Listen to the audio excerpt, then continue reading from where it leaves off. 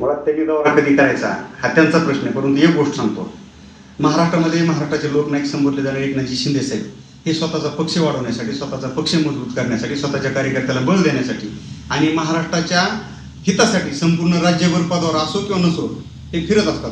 परंतु आज आपला कुठेतरी पक्ष संपुष्टात आला, आपल्या पक्षाचं कुठेही अस्तित्व दिसून येत नाही. सगळे खासदार फुटले, राहिलेल्या आमदारांपैकी 14 आमदारांनी एकनाथ शिंदे साहेबांची भेट घेतल्याची त्यांना दिसून आल्याच्या नंतर स्वतःचा पक्ष टिकवण्यासाठी त्यांनी धाराशिव जिल्ह्यामध्ये दौरा करण्याचा प्रयत्न केलेला आहे. परंतु एक गोष्ट सांगतो, एकनाथ शिंदे साहेब सुरुवातीपासून खुल्या मैदानावर मोठमोठ्या सभा घेत आहेत.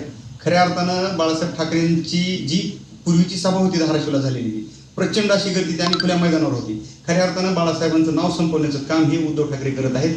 आज कुठंतरी जिथं कुंकुटल्याचे कार्यक्रम घेतले जातात, जिथं 100-200 लोकांचा ढोळ जेवणाचा कार्यक्रम घेतला जातो, अशा सभागृहामध्ये उद्धव साहेब ठाकरे यांना सभा घेण्याची वेळ येते. इथंच तुम्ही समजून जा की ह्या पक्षाचं संपुष्टात आलेली शिवसेना आहे, त्याला शुल्लक्षणा म्हणायला हरकत नाही. खऱ्या अर्थानं वाघ एकला राजा, बाकी खेळ माकडांचा, अशी परिस्थिती झालेली आहे. या महाराष्ट्रामध्ये एकनाथ शिंदे साहेब हे एकच वाघ आहेत, हे इथं मी सांगू इच्छितो.